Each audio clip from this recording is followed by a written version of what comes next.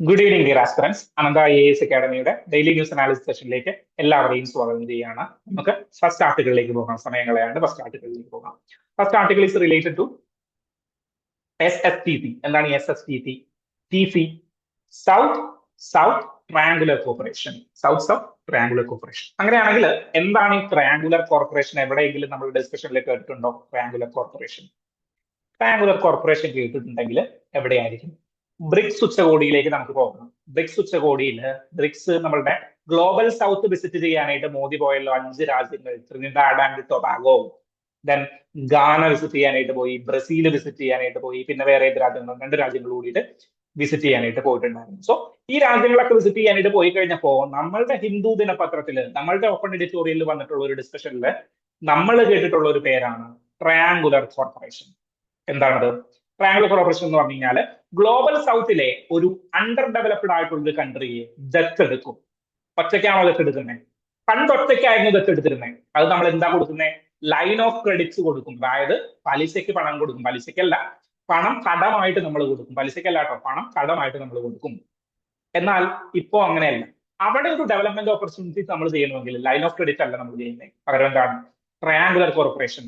ഒരു കൺട്രി മറ്റ് 2 കൺട്രികൾ, ഒരു ഡെവലപ്പിംഗ് കൺട്രിയും ഒരു ഡെവലപ്ഡ് കൺട്രിയും. ഞാൻ എക്സാമ്പിൾ പറഞ്ഞിട്ടുണ്ടായിരുന്നു. ആഫ്രിക്കയിലെ ഒരു ദരിദ്ര രാജ്യത്തെ നമ്മൾ എന്ത് ചെയ്യും?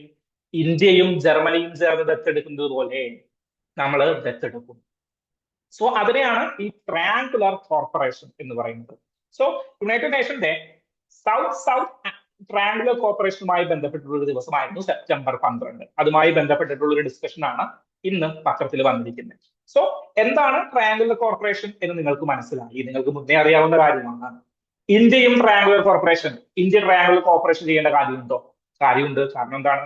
ഗ്ലോബൽ സൗത്തിന്റെ വോയിസ് ആയിട്ട് മാറാനായിട്ട് നിൽക്കുന്ന ഒരാളാണ് ഇന്ത്യ. അപ്പോ ട്രയാങ്കുലർ കോർപ്പറേഷന്റെ ഏറ്റവും പ്രൊമിനന്റ് ആയിട്ട് നിൽക്കേണ്ട ലീഡർ ആരാണ്? ഇന്ത്യ തന്നെയാണ്. അപ്പോ ട്രയാങ്കുലർ കോർപ്പറേഷൻ ഇവിടെ പറയുന്നുണ്ട് വസുദൈവ കുടുംബകം എന്നൊക്കെയാണ് നമ്മളുടെ മോട്ടോ വരുന്നത്. അപ്പോ ഇതുമായി ബന്ധപ്പെട്ട് ഗ്ലോബൽ സൗത്തിന്റെ വോയിസ് ആകണം.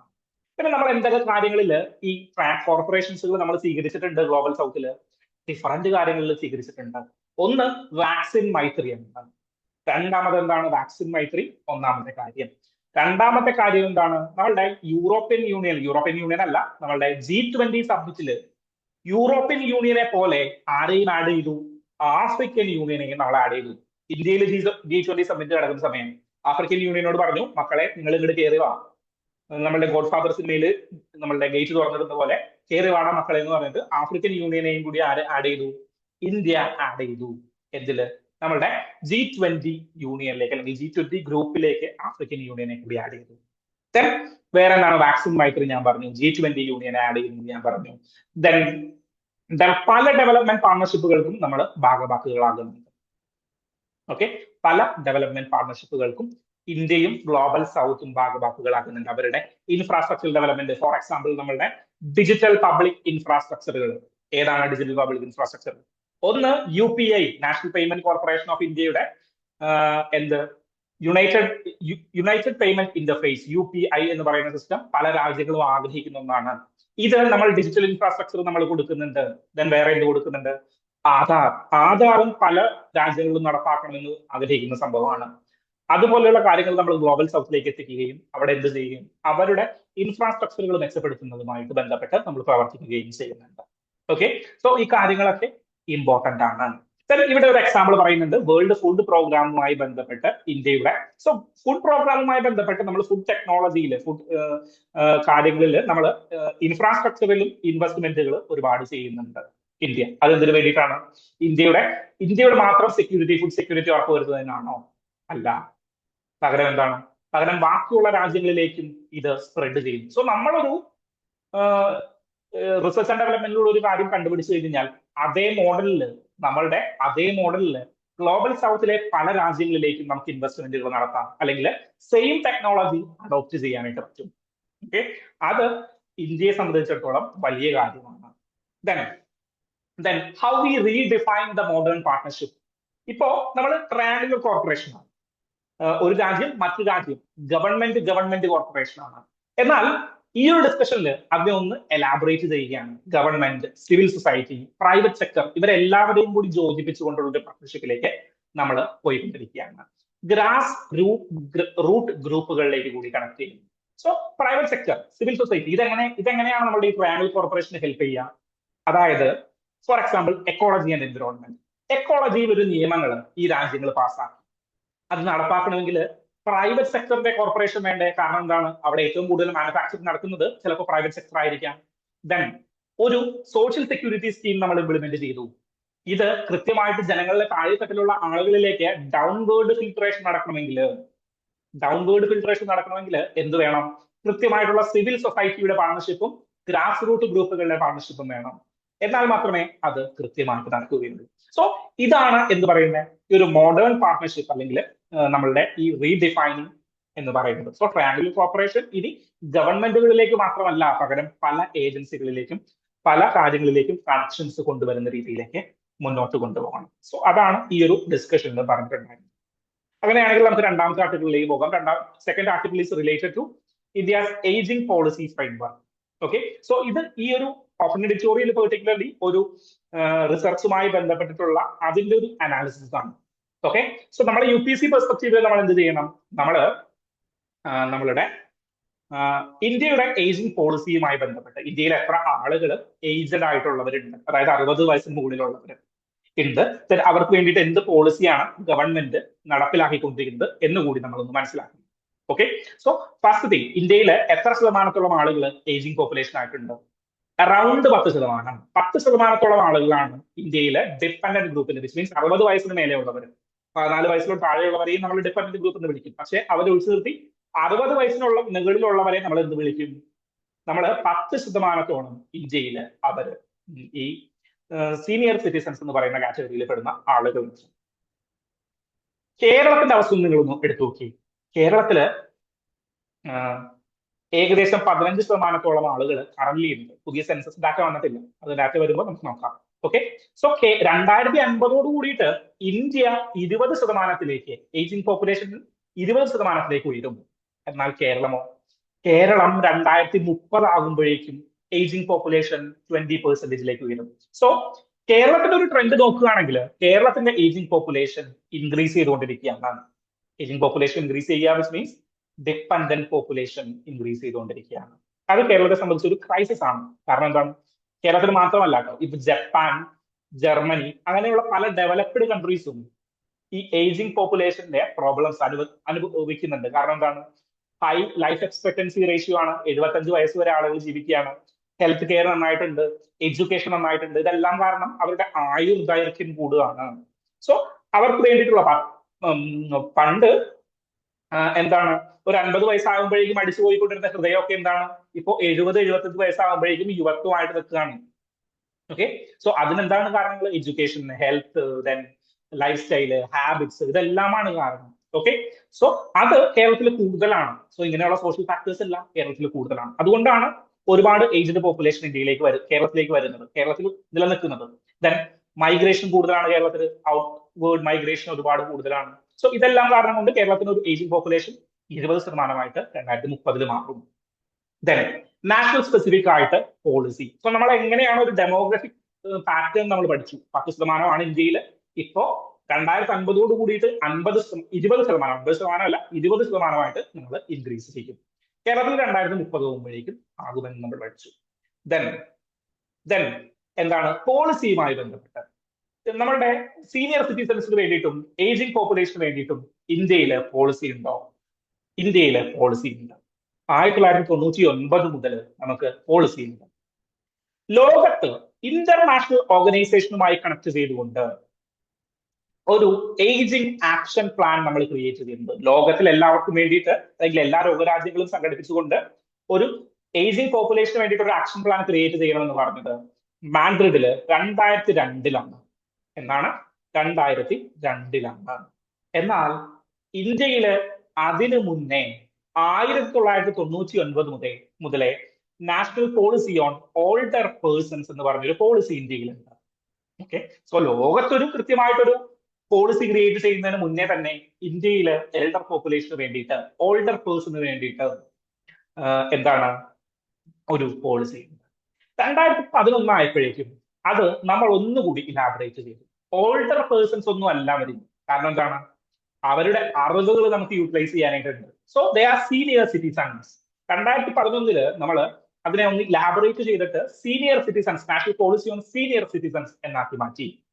ദെൻ 2007 നമ്മൾ വിഖ്യാതം മീൻസ് പോപ്പുലർ ആയിട്ടുള്ള ഒരു, പോപ്പുലറിന്റെ മലയാളമാണ് വിഖ്യാതം എന്ന് അറിയാൻ പാടില്ല, പെട്ടെന്നൊരു വാക്ക് കിട്ടിയപ്പോൾ ഞാൻ ഉപയോഗിച്ചതാണ്. ഓക്കെ, അണ്ടർസ്റ്റാൻഡ് ആയിരുന്നു, മനസ്സിലാവുന്നു വിചാരിക്കുന്നു, മനസ്സിലാവുന്നല്ല വിചാരിക്കുന്നു. സോ പോപ്പുലർ ആയിട്ടുള്ള ഒരു ആക്ട് ഇൻട്രൊഡ്യൂസ് ചെയ്തു, which is maintenance and welfare of parents act 2007.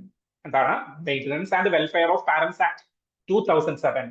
പലരും കേട്ടിട്ടുണ്ടോ? പലരും കേൾക്കാത്ത ഒരു ആക്ട് ആണിത്.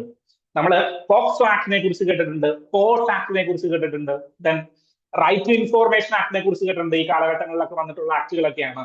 പക്ഷേ സീനിയർ സിറ്റിസൺസിന്റെ വെൽഫെയറിന് വേണ്ടിയിട്ട് നിൽക്കുന്ന maintenance and welfare of parents act 2007, ഇതിലെന്താണ്? പാരന്റ്സിനെ നോക്കാനായിട്ടുള്ള ഉത്തരവാദിത്വം ആർക്കാണ്? മക്കൾക്കുണ്ടോ? അതിനെ ലീഗലൈസ് ചെയ്യുന്ന ഒരു ആക്ടാണ് ഈ 2007 maintenance and welfare of parents act. ഇതുവഴി ഒരു ഡിസ്ട്രിക്ട് കമ്മിറ്റിയൊക്കെ ഫോം ചെയ്യുന്നുണ്ട് നമ്മളുടെ ഈ സീനിയർ സിറ്റിസൺസിന് വേണ്ടിയിട്ട്. ദെൻ അവരായിരിക്കും നമ്മളുടെ ഈ ചൈൽഡ് വെൽഫെയർ കമ്മിറ്റിയൊക്കെ പോലെ ഡിസ്ട്രിക്ട് ലെവലിൽ ഡിസ്ട്രിക്ട് കളക്ടറുടെ നേതൃത്വത്തിലൊക്കെ ഉള്ളൊരു നേതൃത്വത്തിൽ മുന്നിട്ട് നിൽക്കുന്ന ഒരു കമ്മിറ്റിയൊക്കെ ഈ ആക്ടിന്റെ അണ്ടറിൽ ഫോം ചെയ്യുന്നുണ്ട്. ഓക്കെ, ദെൻ സോ 2011 പോളിസി പറഞ്ഞു, ആക്ട് പറഞ്ഞു, maintenance and welfare of parents act 2007.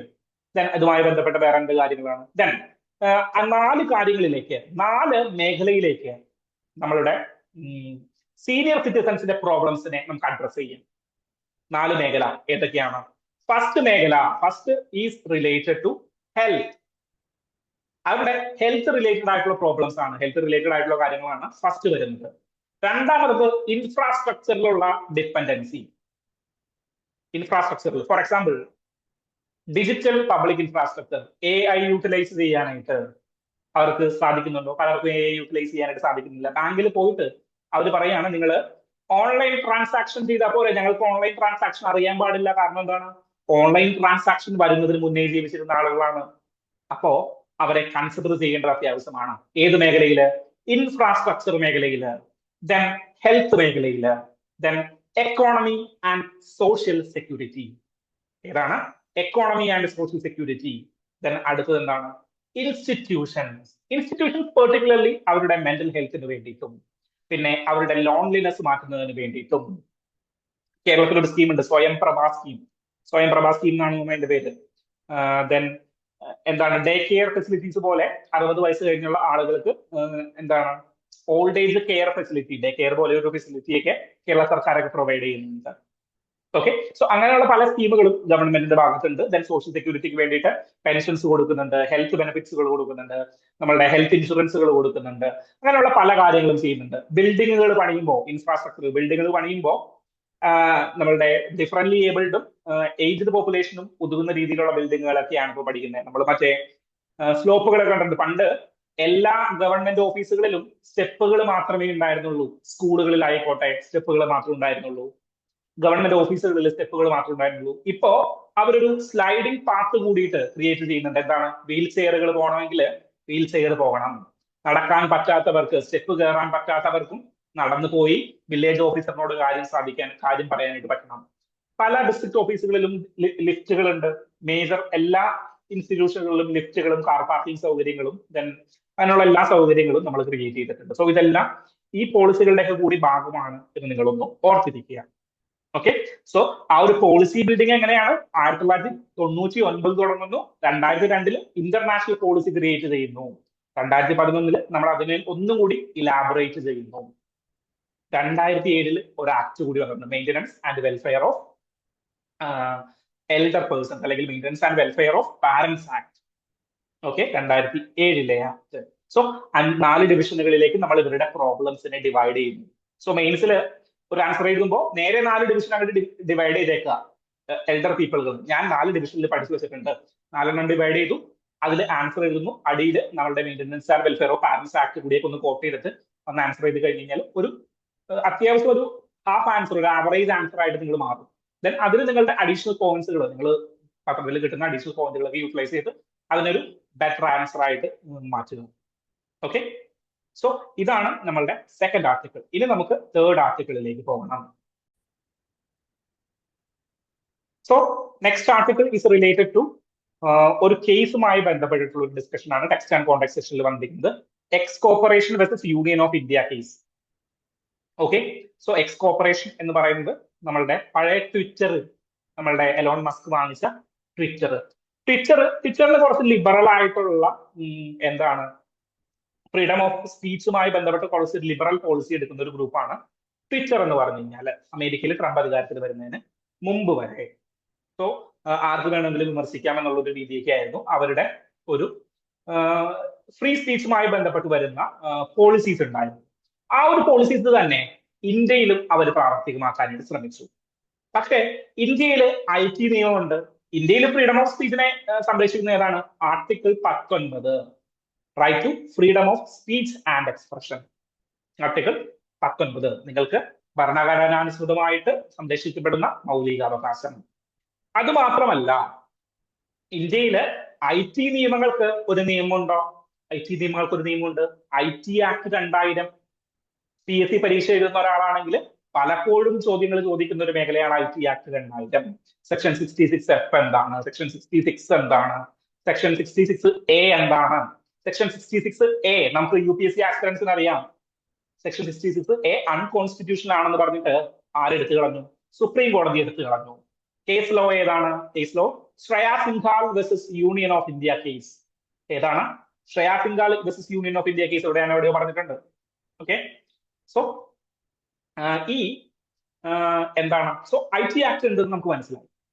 IT ആക്ടില് പല ചട്ടങ്ങളും ഫ്രീ സ്പീച്ചിനെ പ്രൊട്ടക്ട് ചെയ്യുന്നതല്ല. ഫോർ എക്സാമ്പിൾ 66A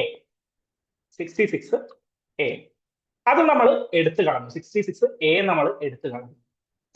69A ഉണ്ട്. 69A എന്താ കൊടുക്കുന്നത്? അതായത് ഗവൺമെന്റിന് നമ്മളുടെ സ്പേസിൽ കടന്നു കയറാനുള്ള അധികാരമുണ്ട്. It confers on the central and state government the power to issue direction to intercept, monitor or decrypt any information generated. ഈ 69A ഉപയോഗിച്ചുകൊണ്ടാണ് നമ്മൾ ടിക്ടോക്ക് പോലെയുള്ള ചൈനീസ് ആപ്പുകളൊക്കെ നിരോധിച്ചത്. ഓർക്കുന്നുണ്ടോ?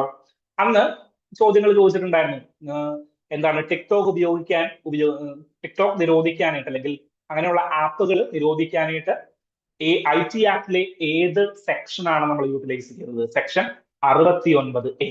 സോ ഗവൺമെന്റിന് ഇങ്ങനെയുള്ള IT മേഖലയിൽ ഫോർ എക്സാമ്പിൾ ഏത് ആപ്പുകളുമായി ബന്ധപ്പെട്ട ഡീക്രിപ്റ്റ്, എൻക്രിപ്റ്റ്, ഇൻഫോർമേഷൻസ് ഇതുമായി ബന്ധപ്പെട്ട എല്ലാ കാര്യങ്ങളും കടന്നു കയറാനായിട്ടും അത് മോണിറ്റർ ചെയ്യാനായിട്ടും അത് വേണമെങ്കിൽ ഡിലീറ്റ് ചെയ്യാനായിട്ടുള്ള അധികാരം കൊടുക്കുന്ന സെക്ഷൻ ഏതാണ്?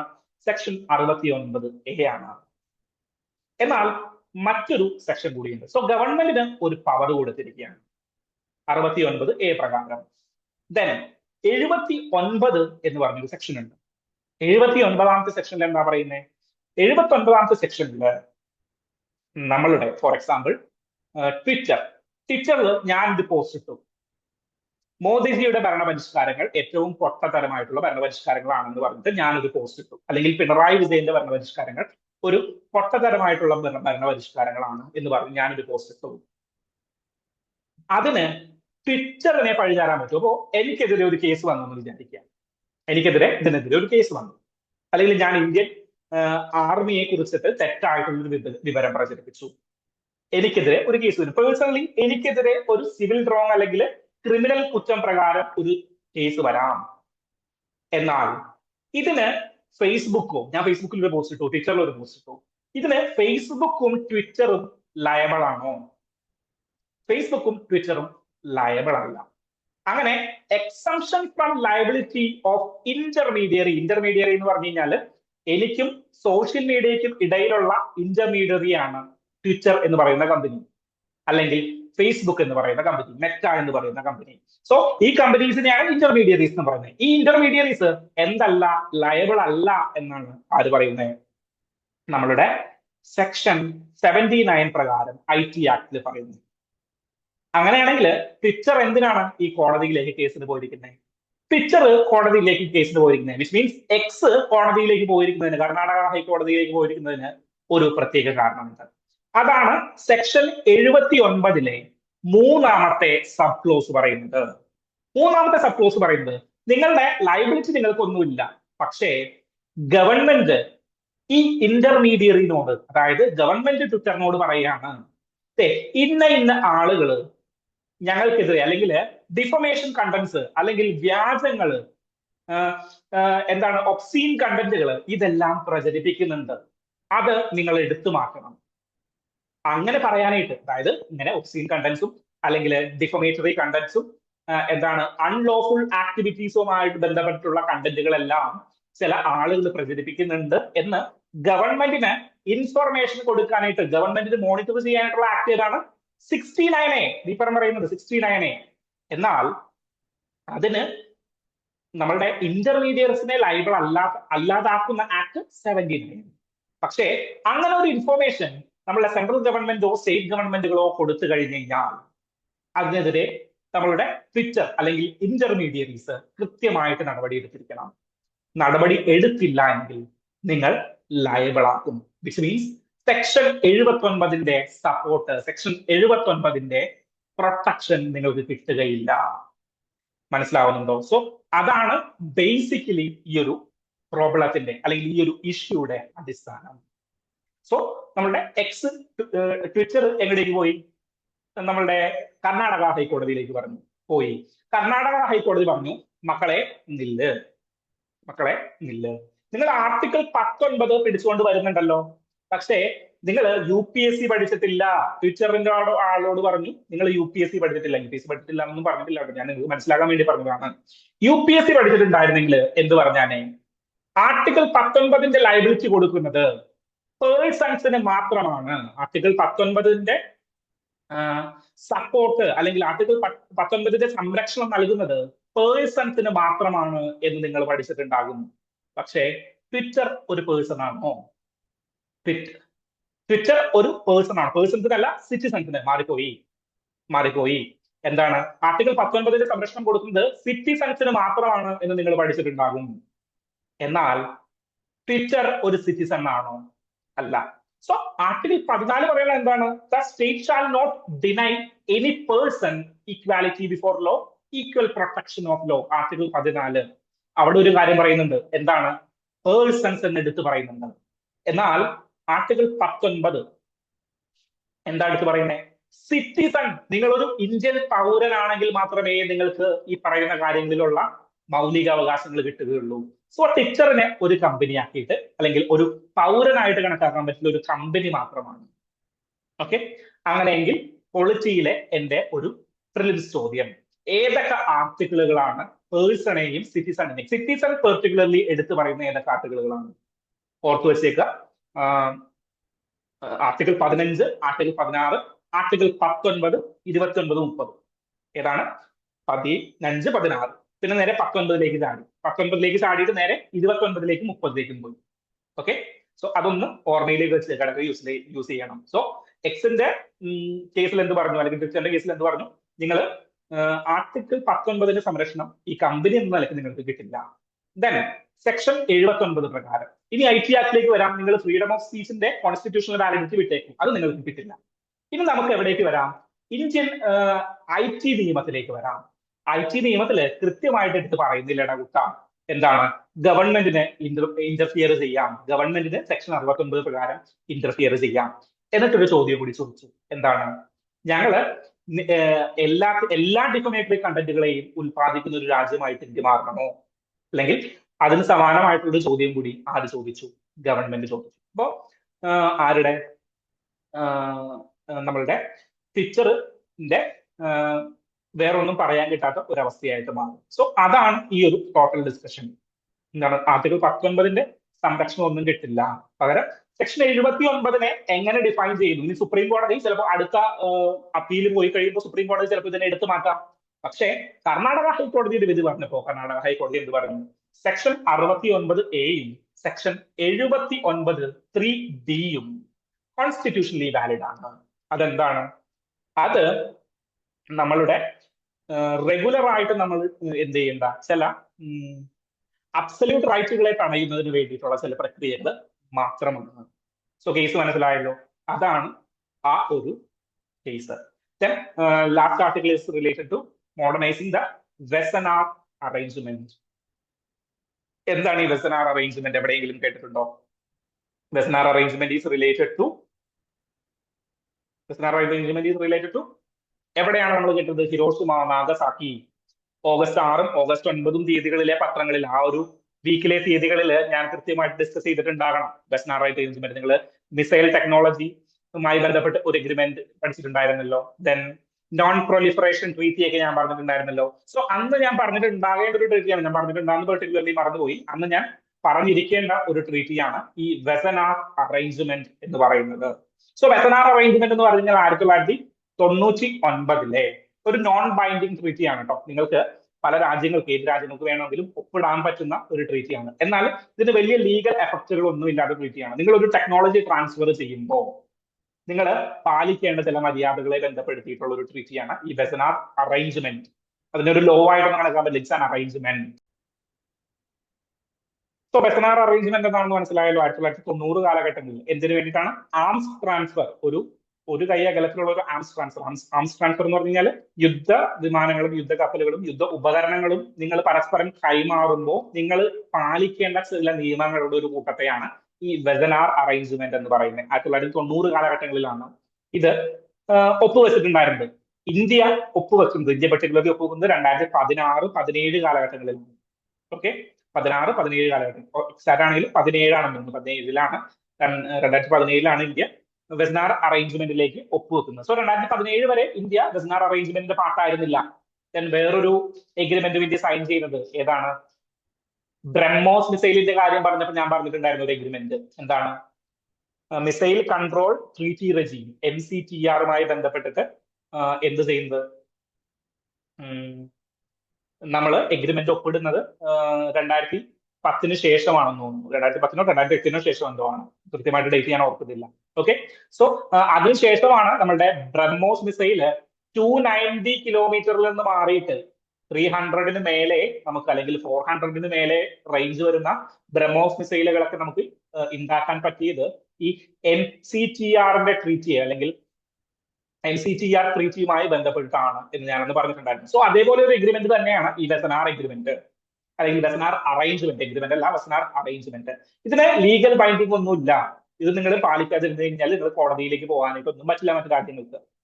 പകരം ഞങ്ങളുടെ ചില ഡിപ്ലോമാറ്റിക് റിലേഷനുകളുമായി ബന്ധപ്പെട്ട ചില കാര്യങ്ങൾ നമുക്ക് ഇതിനെതിരെ എടുക്കാം എന്ന് മാത്രമേ ഈ ട്രീറ്റിയുടെ ബന്ധപ്പെട്ട കാര്യങ്ങളുള്ളൂ. Then why is it in today's news? എന്തുകൊണ്ടാണ് ഇത് ഇന്നത്തെ ന്യൂസിൽ വന്നിരിക്കുന്നത്? അതായത് 1990 ട്രീറ്റിയാണ്. ഇത് ആംസ് ട്രാൻസ്ഫറുമായി ബന്ധപ്പെട്ട് പറഞ്ഞിരിക്കുകയാണ്. എന്നാൽ ലോകം ഡിജിറ്റലിലേക്ക് കടന്നു കഴിഞ്ഞു. ഇത് വെസനാർ അറേഞ്ച്മെന്റ് അറിഞ്ഞിട്ടില്ല. ക്ലൗഡ് സർവീസുകൾ ഉപയോഗിച്ചുകൊണ്ട് യുദ്ധങ്ങൾക്ക് വേണ്ടിയിട്ട്, അല്ലെങ്കിൽ യുദ്ധത്തിനെ ഹെൽപ്പ് ചെയ്യുന്ന രീതിയിൽ ക്ലൗഡ് സർവീസുകളും സോഫ്റ്റ്വെയർ ടെക്നോളജിയൊക്കെ യൂട്ടിലൈസ് ചെയ്തുകൊണ്ടുള്ള യുദ്ധങ്ങൾ വരികയാണ്. അല്ലെങ്കിൽ അതുമായി ബന്ധപ്പെട്ടുള്ള പല മൾട്ടിനാഷണൽ കമ്പനീസുകളും ഇതിന്റെ ഭാഗമായിട്ട് പ്രവർത്തിക്കുന്നുണ്ട്. സോ ഇതിനെ ഇതിനെ ഹിൻഡർ ചെയ്യുന്ന, അല്ലെങ്കിൽ ഇതിന് തടയിടുന്ന രീതിയിൽ ഒന്നും എന്ത് വന്നിട്ടില്ല, ഈ വെസനാർ അറേഞ്ച്മെന്റുകളിൽ മാറ്റം വന്നിട്ടില്ല. സോ അതുമായി ബന്ധപ്പെട്ട ആർട്ടിക്കിളാണ് ഇന്ന് ന്യൂസിൽ വന്നിരിക്കുന്നത്. ഓക്കെ, സോ വെസനാർ അറേഞ്ച്മെന്റ് എന്താണെന്ന് അറിയാം. ഇന്ത്യ എന്നാണ് ഒപ്പുവെച്ചത്? 2016-17ലാണ് ഇന്ത്യ ഒപ്പുവെച്ചത്. ദെൻ 1990 തുടങ്ങിയുള്ള ആർട്ടിക്കിളാണ്. ചൈന ഇതുവരെ ഒപ്പുവെച്ചിട്ടില്ല. ഞങ്ങൾ ഇതിൽ പറയുന്ന ട്രീറ്റിയൊക്കെ ഞങ്ങൾ അംഗീകരിച്ചോളാം.